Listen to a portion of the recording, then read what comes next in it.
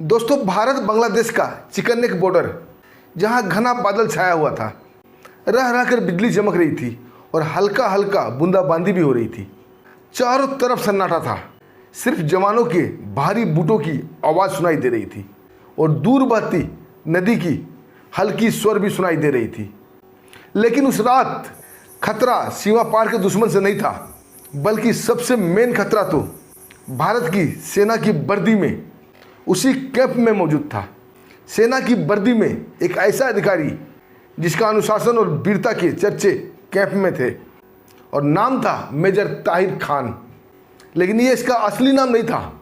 इसका असली नाम था कैप्टन शाहिद अंसारी, जो कि बांग्लादेशी आर्मी का एक कैप्टन था और एक ट्रेंड जासूस भी था, और एक साजिश के तहत भारत की आर्मी में भर्ती हो गया था। और इसका मकसद बहुत ही खतरनाक था, लेकिन ये अपने मकसद में सफल होता उससे पहले ही ये पकड़ा जाता है। लेकिन सवाल ये उठता है, ये पकड़ा कैसे गया? आइए दोस्तों, पूरी कहानी को जानते हैं विस्तार से कि आखिर ये बांग्लादेशी जासूस कैसे पकड़ा गया। और दोस्तों, कहानी के अंत में मैं अपने प्यारे 10 दोस्तों का नाम बताऊंगा जिन्होंने मुझे बहुत प्यार से कमेंट किया है। अपना अपना नाम लास्ट में जरूर सुन लीजिएगा। दोस्तों, ये कहानी की शुरुआत तो 2017 में ही शुरू हो गई थी, लेकिन इसका भंडाफोड़ 2026 में हुआ, जब बांग्लादेश और भारत के रिश्ते बिगड़ने लगे और पाकिस्तान के सह पर बांग्लादेश भारत को आंखें दिखाने लगा। लेकिन भारत बांग्लादेश और पाकिस्तान से हर समय निपटने के लिए तैयार रहता है। और दोस्तों, इसी कड़ी को देखते हुए बांग्लादेश में एक बड़े बड़े अधिकारियों की मीटिंग होती है, जिसमें बांग्लादेश आर्मी के बड़े अधिकारी थे, प्लस वहाँ के खुफिया विभाग के जासूस भी थे, और पाकिस्तान के आईएसआई के जासूस भी मौजूद थे। और बांग्लादेश के एक बड़े अधिकारी बोलते हैं कि अगर किसी देश को हराना है, उसे कमज़ोर करना है, तो उसकी सेना में भर्ती हो जाओ। और दोस्तों, उन सब ऑफिसरों ने मिलकर एक नए लड़के, नया कैप्टन जिसका नाम था शाहिद अंसारी, उसका चयन करते हैं। चयन करने का कारण था उसका तेज दिमाग, कई भाषाओं का जानकार, और अभिनय नाटक इतना सटीक करता था कि कोई ना पकड़ पाए कि असली और नकली क्या है। और उसे एक मिशन सौंपा गया, ऑपरेशन साइलेंट, जिसकी तैयारी में कई साल लगने थे। अब दोस्तों, कैप्टन शाहिद की असली पहचान मिटा दी गई। कैप्टन शाहिद बांग्लादेशी आर्मी से आउट हो गया। अब उसकी खतरनाक ट्रेनिंग चलने लगी। भारतीय रीति रिवाज को अपनाना, भारतीय बोलचाल, भारतीय खान पान, भारतीय संस्कृति, सेना की प्रणाली, सब तरह से उसे प्रशिक्षित कर दिया गया।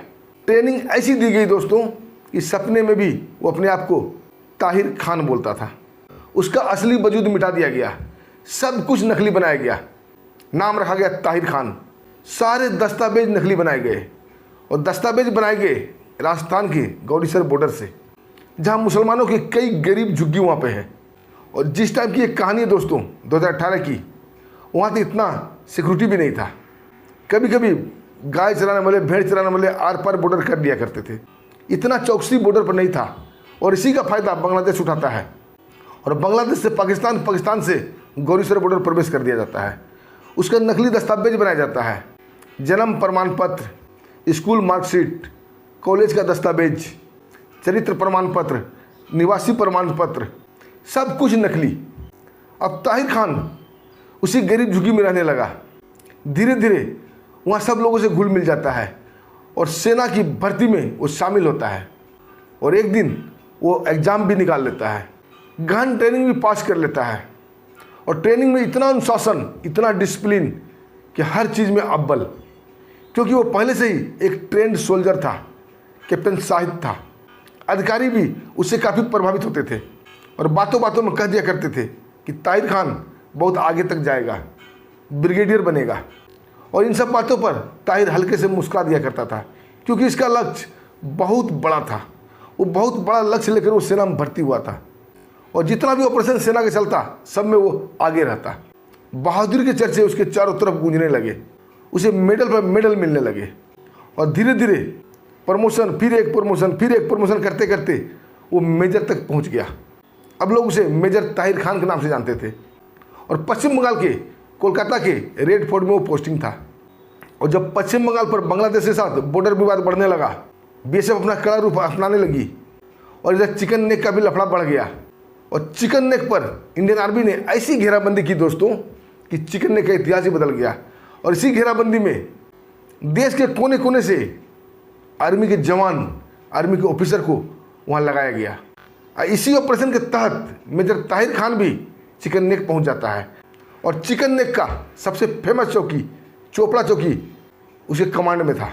दोस्तों, मेजर ताहिर तो एक बहुत बड़ा लक्ष्य लेकर भारत में प्रवेश किया था, लेकिन जैसे वो चोपड़ा चौकी पे जाता है, वहाँ से बांग्लादेश को देखता है और अपने भाई बांग्लादेशियों को देखता है, उसके दिल में हलचल सी होने लगती है। आपने वो कहावत सुनी है ना, एक सियार अगर हुआ करता है तो सारे सियार हुआ करने लगते हैं। वही हालत मेजर ताहिर की हो गई थी। इतने दिनों की मेहनत अब सब मिट्टी में मिलाने जा रहा था। जब बांग्लादेशियों के खिलाफ भारत के फौजियों ने ऑपरेशन चलाना शुरू किया, अभियान चलाना शुरू किया, तो ताहिर का दिल अंदर से दुखता था।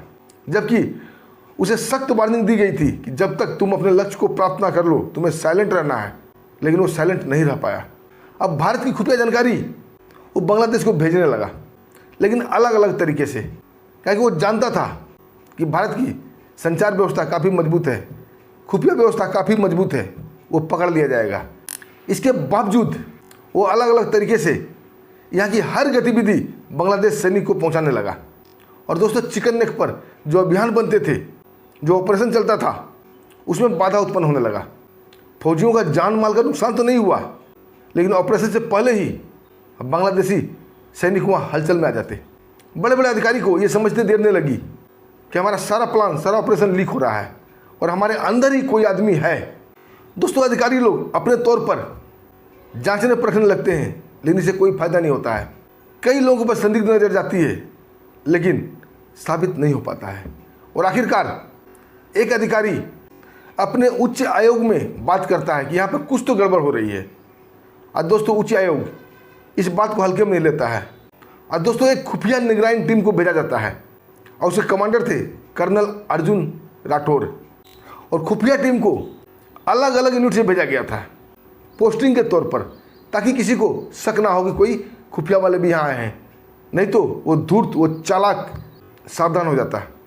खुफिया टीम के 6 मेंबर आए थे और 6 लोग अलग अलग यूनिट से पोस्टिंग दिखाया गया था।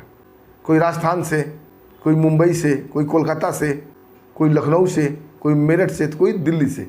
सामान्य गतिविधि में खुफिया विभाग वाले भी काम करने लगते हैं, जैसे सैनिक जीवन जीता है, ये भी ऐसे जीने लगे। अब खुफिया विभाग के कर्नल अर्जुन राठौर वहाँ जितने भी ऑफिसर थे, सबके 5 साल का बैकग्राउंड खंगालने लगते हैं। कौन कहाँ गया, कब छुट्टी काटा, किससे मिला, किसको फ़ोन किया, कितना पैसा अकाउंट में आया, कितना खर्च किया, गुपचुप तरीके से सब कुछ जांच चल रही थी। और वहाँ जितना भी ऑपरेशन चला था, जिसमें जिसमें जो लोग शामिल थे, जिसका नाम बार बार आया था, दोहराया गया था, उन सब की भी जांच चलने लगी। उसमें 4 ऑफिसर के नाम आए थे। चिकन नेक के चोपड़ा बॉर्डर पर जो भी ऑपरेशन चलाया गया था, उसमें 4 ऑफिसर हर ऑपरेशन में शामिल थे और इन 4 ऑफिसर में मेजर ताहिर खान भी शामिल था। दोस्तों, सबकी निगरानी गुपचुप तरीके से चलने लगी। सबके ऊपर खुफिया विभाग की नज़र पैनी हो गई। 3 ऑफिसर तो सामान्य गतिविधि में जी रहे थे, लेकिन कुछ दिन निगरानी करने के बाद मेजर ताहिर खान की गतिविधि संदिग्ध लगी, क्योंकि कभी कभी एक ऐसा वक्त आता था ताहिर खान नेटवर्क से आउट हो जाता था, मोबाइल स्विच ऑफ, कोई लोकेशन नहीं। दूसरी, ताहिर खान ज़्यादातर अकेला रहना पसंद करता था। दोस्तों, इसको पकड़ने के लिए दोस्तों खुफिया विभाग अब बिल्कुल ताहिर खान के पीछे हाथ धोकर पड़ गए थे, 6 के 6 ऑफिसर। और ताहिर खान संदिग्ध गतिविधि में नजर आने लगा, लेकिन सबूत कुछ भी नहीं था। ताहिर खान कभी कभी रात के अंधेरे में कई किलोमीटर दूर निकल जाता था, कभी दिन में गायब हो जाता था। तब खुफिया विभाग ने एक झूठ मूठ का ऑपरेशन चलाया, जिसका नाम था ऑपरेशन तांडव। और ऑपरेशन में ये चलाया गया कि आने वाले 28 जून को चिकन नेक के पास जितना भी बांग्लादेश की चौकी है, उसे उड़ा दिया जाएगा दूर मार करने वाली अपनी मिसाइल तोप से। और दोस्तों, इस ऑपरेशन में खुफिया विभाग के 6 मेंबर शामिल थे, 2 ऑफिसर और शामिल था और ताहिर खान भी शामिल था। दोस्तों, ये सुनते ही ताहिर खान के दिल में हलचल तेज हो जाती है। उसे बांग्लादेशी चौकी उड़ने का काफ़ी डर था और काफ़ी मलाल भी, जो कि उसके चेहरे पर साफ दिख रही थी। वो जानता था भारतीय सैन्य काफ़ी मजबूत है, इसकी मिसाइल क्षमता, इसकी दूर मार करने की तोपों की क्षमता काफ़ी अधिक है। वो जान रहा था कि आने वाले दिनों में बांग्लादेश के सभी चौकियों को उड़ा दिया जाएगा। ताहिर का चेहरा फक पड़ जाता है और खुफिया वाले इस चेहरे को अवलोकन कर लेते हैं। अब पकड़ना था रंगे हाथ। दोस्तों ताहिर को नींद नहीं आ रही थी। उसने कई मैसेज कोड में बनाए ताकि बांग्लादेश भाइयों को ये मैसेज दे दिया जाए और वो अलर्ट रहे या कोई जवाबी कार्रवाई करे। खुफिया विभाग ताहिर खान के ऊपर नजर रखी हुई थी और ठीक रात के 2 बजे आसमान में काले घने बादल छाए हुए थे। रह रहकर बिजली चमक रही थी, हल्का बूंदाबांदी भी हो रहा था। जिसकी ड्यूटी थी उस जवानों की बूटों की आवाज़ आ रही थी। बाकी जवान सोए हुए थे। ड्यूटी वाले जवान काफ़ी मुस्तैद थे क्योंकि बांग्लादेश से कभी भी गोलाबारी, कभी फायरिंग हो सकती थी। लेकिन मेन खतरा तो बाहर के दुश्मनों से नहीं था, मेन खतरा तो उस कैंप के अंदर ही था जो कि सेना की वर्दी में था और सेना के अधिकारी के रूप में था। धीरे धीरे वो अपने बिस्तर से उठता है और चुपचाप चिकन नेक की जंगलों की तरफ चला जाता है और अपने पैकेट से छोटा सा पेंसिल टॉर्च निकालता है और 3 बार ब्लिंक ब्लिंक करता है। दोस्तों उधर से भी 3 बार ब्लिंक ब्लिंक होता है और ये सब खुफिया विभाग के ऑफिसर देख रहे थे, लेकिन किसी ने उसे डिस्टर्ब नहीं किया। तभी ताहिर खान उस लिफाफा को, उस गुप्त मैसेज को वहाँ रख देता है और वापस आ जाता है। कोई किसी से कोई बातचीत नहीं, आके अपने बिस्तर फिर सो जाता है। खुफिया विभाग भी वहाँ से हट जाते हैं। बांग्लादेशी आर्मी का जवान वहाँ आता है, मैसेज उठाता है। दोस्तों दूसरे दिन से ही बॉर्डर पर बांग्लादेश की ओर हलचल तेज हो जाती है। बांग्लादेश आर्मी ने भी अपने टैंकों को वहाँ लगाने लगे थे, अपने बड़े बड़े तोपों को लगाने लगे थे। उन्हें भय था इंडियन आर्मी कब हमला कर दे। दोस्तों ये देखकर कर्नल अर्जुन राठौर मंद मंद मुस्कुराते हैं और फिर एक गुप्त मीटिंग रखते हैं जिसमें खुफिया विभाग के सभी ऑफिसर मौजूद थे और मेजर ताहिर खान भी वहाँ मौजूद था। इसके अलावा 2 ऑफिसर और मौजूद थे और कर्नल अर्जुन राठौर बोलते हैं कि बॉर्डर पर हलचल तेज हो गई है। बांग्लादेशियों ने अपने टैंक, अपने मिसाइल, अपने तोप वहाँ खड़े कर दिए हैं। अगर हमने तोप से हमला किया, मिसाइल से हमला किया तो बांग्लादेश भी हमारे ऊपर हमला करेगा। बांग्लादेश का जो होगा सो होगा, लेकिन हमारे सैनिक भी मारे जाएंगे। इससे बेहतर है हमने इस हमला को पोस्टपोन कर दिया है, इस ऑपरेशन को बंद कर दिया है। हम एक नया ऑपरेशन चलाएंगे जिसमें हमारे एयरफोर्स की मदद ली जाएगी और एयरफोर्स के बमवर्षक विमान बम गिराकर मिनटों में आ जाएंगे। ये हमारे लिए सेफ रहेगा। उनके सारे तोप, सारे टैंक तबाह भी हो जाएंगे, उनके बंकर भी तबाह हो जाएंगे, उनके चौकी भी तबाह हो जाएंगे और हमारा कोई भी जवान कोई नुकसान नहीं होगा। दोस्तों ये सुनकर ताहिर का चेहरा लटक जाता है। अब ताहिर को पकड़ने की साजिश पूरा कंप्लीट हो चुकी थी और ताहिर जल्दी जल्दी कोड में कोई मैसेज लिखता है और फिर वही रात 2 बजे उसी झुरमुट की ओर जाता है और टॉर्च 3 बार ब्लिंक ब्लिंक करता है। उधर से भी 3 बार टॉर्च ब्लिंक ब्लिंक होता है और टॉर्च को ब्लिंक करता हुआ वो आदमी धीरे धीरे आगे बढ़ने लगता है। ताहिर भी वहाँ पर रुक जाता है ताकि कुछ बातचीत कर सके और सभी ऑपरेशन का खुफिया सूचना उसे दे सके। लेकिन जैसे ही वो साया नज़दीक आता है ताहिर के होश उड़ जाते हैं क्योंकि वो कोई बांग्लादेशी नहीं था बल्कि कर्नल अर्जुन राठौर थे। एक हाथ में टॉर्च ब्लिंक कर रहे थे और दूसरे हाथ में उनका खतरनाक पिस्टल था जो कि सीधा ताहिर खान के सीने पर लगा हुआ था। ताहिर खान बोलता है, सर ये क्या मजाक है? कर्नल अर्जुन बोलते हैं, मजाक तो तुमने किया है हमारे साथ, पूरे फौजियों के साथ, भारत देश के साथ, और हमसे पूछ रहे हो क्या मजाक है? दोस्तों कर्नल अर्जुन राठौर हवा में एक फायर करते हैं और चारों तरफ से उनकी टीम आ जाती है। मेजर ताहिर खान को बंदी बना लिया जाता है, उसके हाथ पीछे बांध दिए जाते हैं और उसे पूछताछ के लिए एक गुप्त कमरे में नहीं ले जाया जाता है बल्कि सार्वजनिक रूप से सभी फौजियों के सामने एक पेड़ के पास बैठा दिया जाता है। सारे फौजी वहाँ मौजूद थे, सबके चेहरे पर असमंजस के भाव थे। सब लोग यही सोच रहे थे क्या मेजर ताहिर खान सच में गद्दार है? कर्नल अर्जुन राठौर बोलते हैं कि तुम्हारा असली नाम क्या है? ताहिर खान जोर से बोलता है, ताहिर खान। कर्नल अर्जुन बोलते हैं, ताहिर मैं नहीं पूछ रहा हूँ, ताहिर तो मैं जानता ही हूँ, तुम्हारा असली पहचान बताओ। ताहिर मुस्कुराता हुआ बोलता है, अगर ना बताऊँ तो? कर्नल अर्जुन राठौर बोलते हैं, तूने सेना में इतना दिन नौकरी किया है, सेना की वर्दी पहनी है, भले एक साजिश के तहत ही पहनी है, लेकिन तुम्हारे अंदर इतना जज्बात होना चाहिए कि आंख से आंख मिलाकर सच बोल सको। तुमने भारतीय सेना की ट्रेनिंग ली है और भारतीय सैनिक आंख से आंख मिलाकर सच बोलते हैं। दोस्तों ताहिर के अंदर भी खून में एक उबाल आता है और बोलता है, मेरा नाम कैप्टन शाहिद अंसारी है, मैं बांग्लादेश आर्मी का कैप्टन हूँ और खुफिया विभाग का एक एजेंट भी हूँ और ऑपरेशन साइलेंट के तहत मैं भारत में भर्ती हुआ था। और दोस्तों खुल के पूरी कहानी बताता है। कर्नल अर्जुन राठौर बोलते हैं कि तुम्हारा लक्ष्य क्या था और तुम आखिर सेना में भर्ती कैसे हुए? मेजर ताहिर खान बोलता है कि कर्नल जावेद सर जो थे उन्होंने हमारी कुछ मदद की थी, लेकिन अब वो मारे गए। हमारा सर्टिफिकेट भी राजस्थान के गौरी सर से बना था और कर्नल जावेद खान हमारे ISI के संपर्क में थे, उन्होंने ही सारी सर्टिफिकेट बनवाई थी। मैं भर्ती तो ओरिजिनल में हुआ था, अपने दम पे हुआ था, क्योंकि मैं एक ट्रेंड सोल्जर था। मुझे पता था कि भर्ती कैसे होना है और कैसे नहीं होना है। लेकिन धीरे धीरे मैं इसमें सफल हो गया और मेजर के रैंक तक पहुंचा। और मेरा लक्ष्य था कर्नल बनना। और कमांड मिलने के बाद मैं बांग्लादेशी युवकों को भारतीय सेना में भर्ती कराता और बहुत ज़्यादा संख्या में कराता। भारत में पश्चिम बंगाल में रोहिंग्याओं को भर्ती कराता और सेना के अंदर एक जिहादी नेटवर्क तैयार करता और भारतीय सेना को कमज़ोर करता। और एक वक्त ऐसा आता कि भारतीय सेना अगर किसी दुश्मन से लड़ती तो भारतीय सेना के अंदर ही सैनिक भारतीय सेना पर गोली चलाते। किसी को पता ही नहीं चलता क्या हो रहा है और भारतीय सेना आपस में ही लड़ मरती। ये प्लानिंग था हमारा। लेकिन प्लानिंग पूरा होने से पहले ही मैं पकड़ा गया। कर्नल अर्जुन राठौर बोलते हैं कि मेजर ताहिर, तुमने 8 साल भारत की सेवा की है, तुम्हारे साथ क्या सलूक किया जाए। मेजर ताहिर बोलता है कि सर, मुझे कैदी की तरह हाथ मत बांधो, हाथ खुला छोड़ दो और खुला रख के जो पूछना है पूछो, मैं सब कुछ बताऊंगा। उसके हाथ खोल दिए जाते हैं।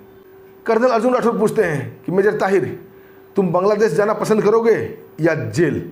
दोस्तों, मेजर ताहिर कुछ भी नहीं बोलता है, मंद मंद मुस्कुराता है और एकाएक मेजर ताहिर कर्नल के ऊपर जंप कर जाता है और कर्नल के लिए दिए जमीन पर गिर जाता है। उसका पिस्टल निकाल लेता है और कर्नल को पिस्टल लगा के खड़ा करता है। दोस्तों, तब तक भारतीय सेना की कई गन उस ओर तन गई थी, लेकिन कर्नल अर्जुन राठौर उसके गिरफ्त में थे। ताहिर हल्की मुस्कान के साथ सभी सैनिकों पर अपनी नज़र डालता है। अब बोलता है, अगर मैं चाहूँ तो कर्नल अर्जुन राठौर को यहीं मार सकता हूँ। और एक नज़र भारतीय सेना पर डालता है, बोलता है, ड्रॉप द गन, सब अपने हथियार नीचे फेंको। सभी जवान अपने हथियार नीचे रख देते हैं।